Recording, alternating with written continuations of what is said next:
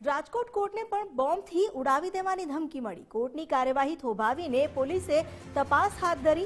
Bomb squad અને dog squad દ્વારા તપાસ હાથ ધરાઈ। રાજ્યની અનેક કોર્ટને બોમ્બથી ઉડાવી દેવાની ધમકી મળી। ગઈકાલે શાળાઓને બોમ્બથી ઉડાવવાની ધમકી મળી હતી। આજે કોર્ટને બોમ્બથી ઉડાવી દેવાની ધમકી મળી છે। રાજકોટ કોર્ટની અંદર બોમ્બ હોવાના મેલને લઈને બીડીએસ એસઓજી સહિતની ટીમ છે તે અત્યારે કોર્ટમાં પહોંચી છે। કોર્ટના ફર્સ્ટ ફ્લોર ઉપરથી લઈને તમામ ફ્લોર ચકાસણી કરવામાં આવી છે। આ દ્રશ્યો જોઈ રહ્યા છો બીડીડીએસના કે ડોગ સ્ક્વોડ અને બોમ્બ સ્ક્વોડ બંને દ્વારા આ ચકાસણી છે તે કરવામાં આવી રહી છે। આ દ્રશ્યો જે રીતના દ્રશ્યો જોઈ રહ્યા છો જે તમામ ફ્લોર ઉપર ચકાસણી કરવામાં આવી છે એટલે કહી શકાય કે આ દ્રશ્યો સીધા જ ગુજરાત ફર્સ્ટની ટીવી સ્ક્રીન પર ડોગ સ્ક્વોડ છે તેમને લઈ આવવામાં આવ્યું છે। ડોગ છે તેની એટલી સ્મેલ હોય છે કે જે તરત જ સ્મેલથી તેને ખબર પડી જાય છે કે કોઈ વિસ્ફોટક છે કે નહીં। તેને લઈને ત્યાં થઈ રહ્યા છે વકીલના જે લાઇબ્રેરી છે ત્યાં અત્યારે જોઈ રહ્યા છો જે બેગો છે તેમાં ચકાસણી થઈ રહી છે।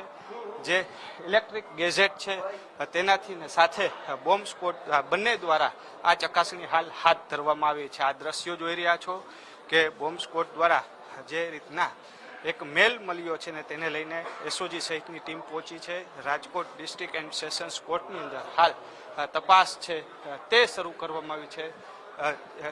કહી શકાય કે અગાઉ પણ રાજકોટ કોર્ટને જે રીતના ધમકીભરી આ મેલ મળ્યો હતો ને ત્યારે પણ આખી કોર્ટ છે તે ખાલી કરવામાં આવી હતી ને વધુ એક વખત આ મેલ છે તે મળ્યો છે ને તેને લઈને હાલ આ કોર્ટ છે તે ખાલી કરવામાં આવી રહી છે ને સાથે જ જે ચકાસણી કરવામાં છે વકીલો છે તેઓની સાથે આપણે વાત કરવાના પ્રયાસો કરશું। જે વકીલ રૂમ છે કે સિનિયર વકીલો છે તે પણ અહીં બેસતા હોય છે।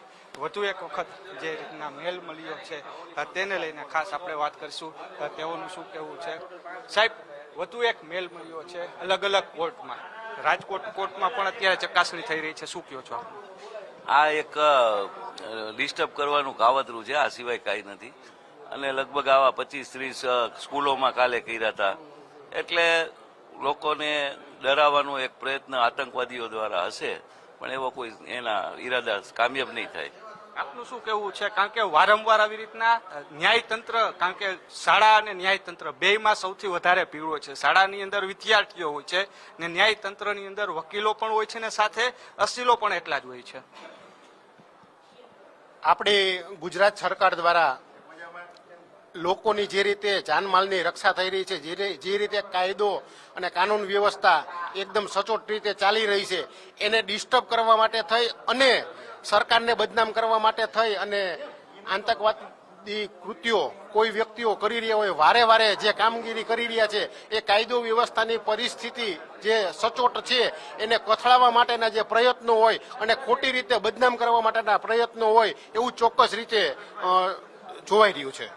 જે રીતના મેલ મળ્યો છે તે મેલની જો વાત કરવામાં આવે તો 12:20નો સમય હતો, જો કે 12:20ની માથે વહી ગઈ છે, છતાં પણ હાલ જે કહી શકાય કે બોમ્બ સ્ક્વોડ અને ડોગ સ્ક્વોડ છે તે આખા કોર્ટ છે તેનું નિરીક્ષણ કરી રહી છે। એટલે કહી શકાય કે તમામ સ્થળો ઉપર સાવચેતીના ભાગરૂપે રાજકોટ ડિસ્ટ્રિક્ટ કોર્ટની અંદર સર્ચ છે તે શરૂ કરી દેવામાં આવ્યું છે। કેમેરા પર્સન અભય ત્રિવેદી સાથે રહીમ લાખાણી, ગુજરાત ફર્સ્ટ, રાજકોટ।